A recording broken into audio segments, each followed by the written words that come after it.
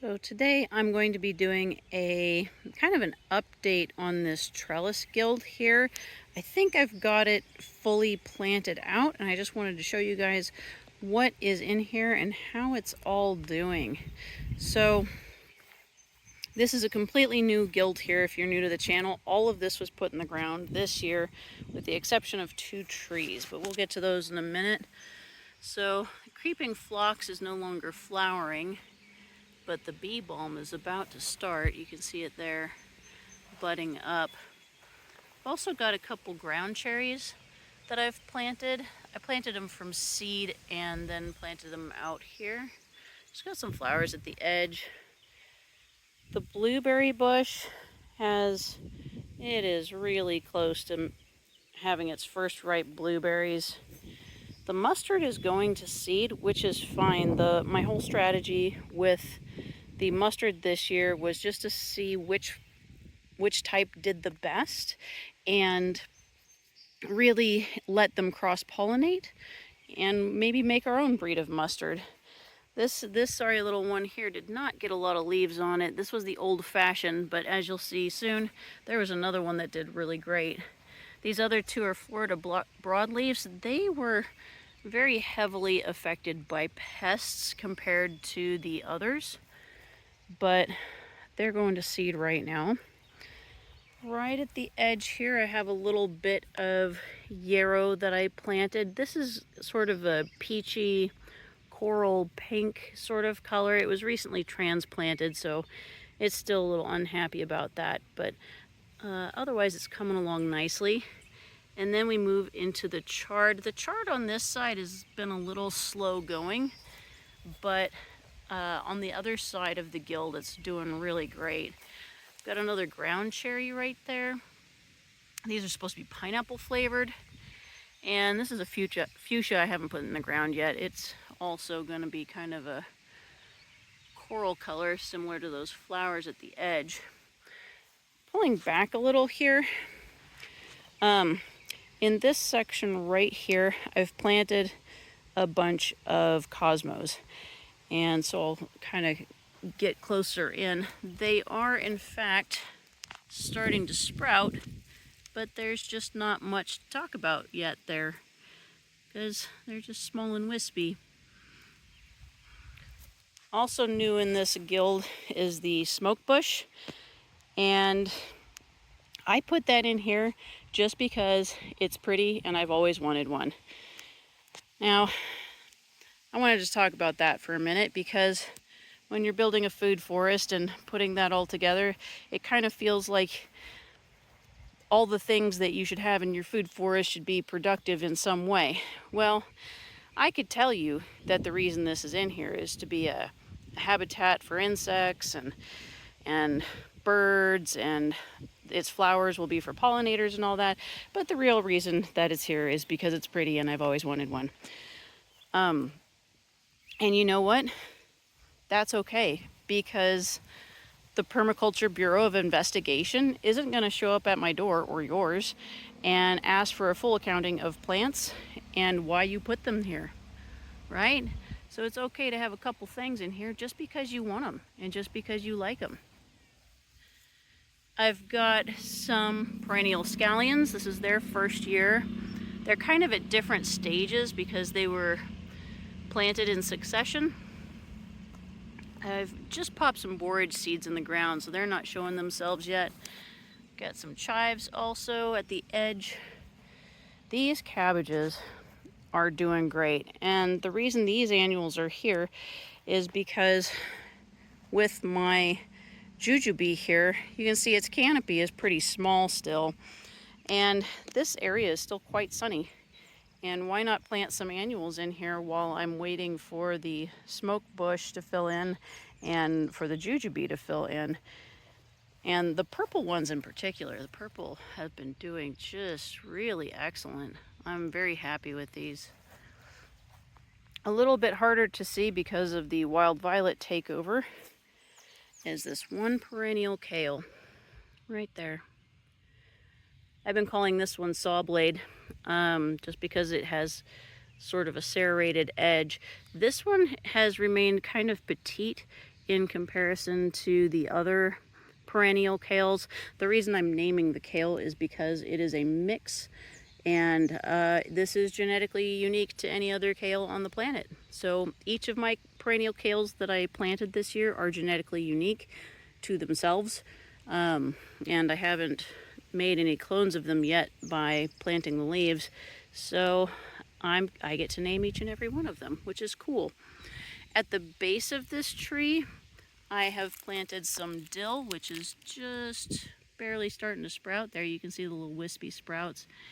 And some more cosmos. I found that my young trees have done better when they've had cosmos planted around them. That keeps the deer off, and it also creates some dappled shade, so these trees aren't just out in the open in the harsh heat during the summer. My mom got me some snapdragons, and I thought it would be cool if I got some more snapdragons. And when I went to the nursery, the only color they had was highlighter yellow. Now these highlighter yellow snapdragons have been doing really great, but I can tell you 100% aesthetically speaking, they do not go with anything.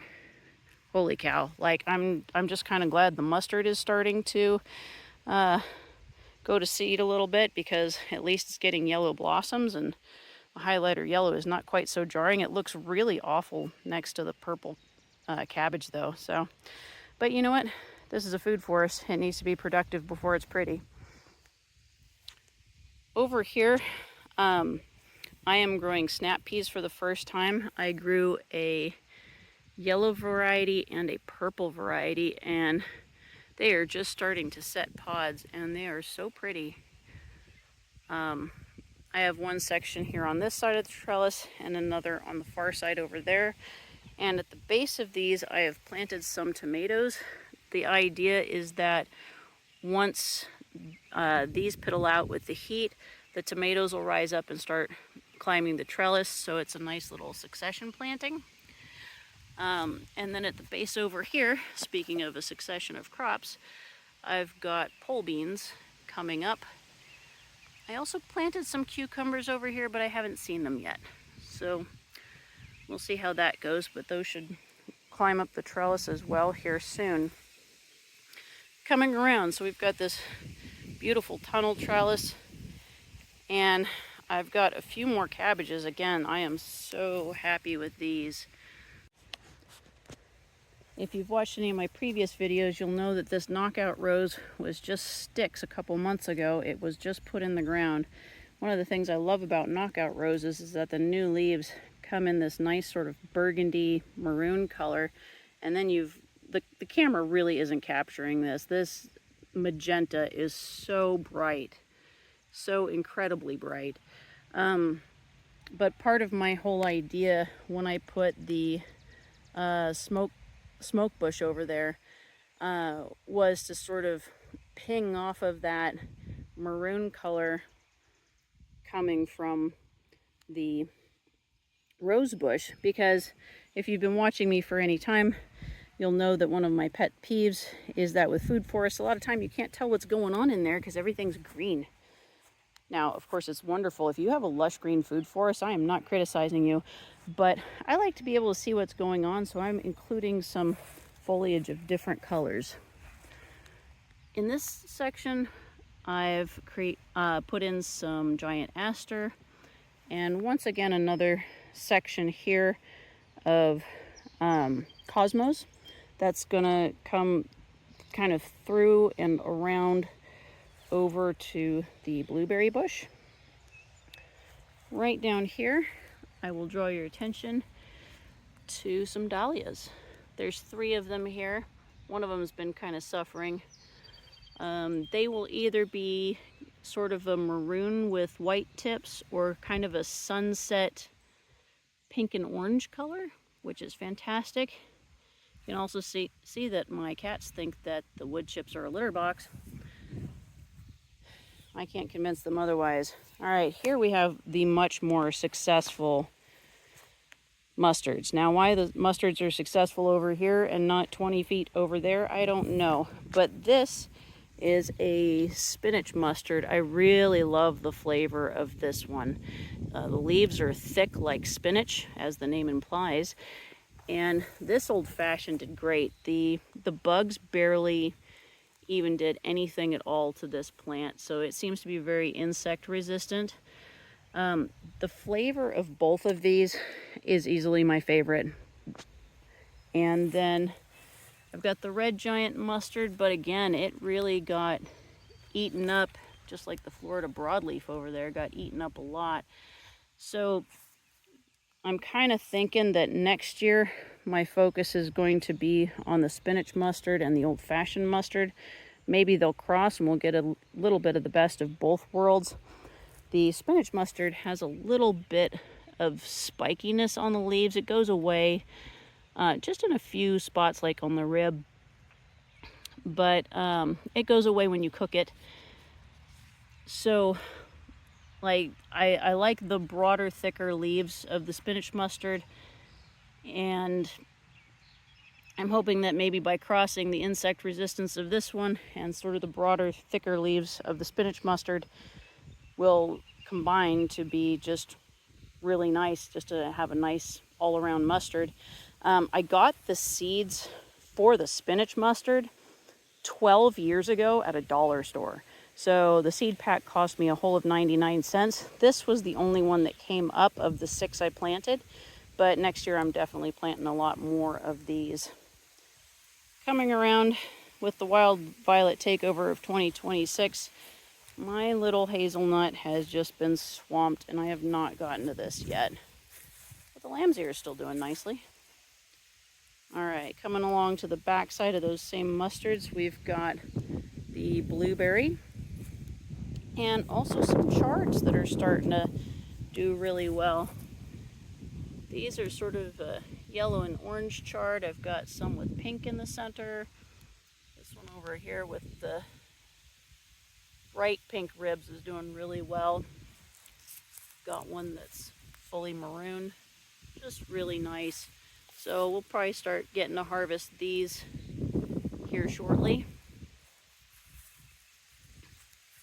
And then, I know it's hard to see, but there is a sea buckthorn in here. And it is this little guy right there. I planted this from seed, and I had 2 come up. You can see the cotyledons are getting ready to drop off. But yeah, this is a nitrogen fixing tree, but it also makes berries that are very high in vitamin C. So I figured placing that in between the persimmon and the blueberry would be a nice little touch. And finally, coming around at the end here, I have 2 more kale that are my perennial kale. This one's been getting a little bit pockmarked recently. This one I've been calling Lucky Day. It's doing this really great thing here. When it drops leaves, it's getting tons of little leaves taking the spot of the leaves it dropped. It's got a good all-around flavor, so I'm pretty happy with that one, and it's very dark green. This one over here, I've been calling Salty Broad because the leaves are really broad and they taste like they're salted already, which is kind of cool.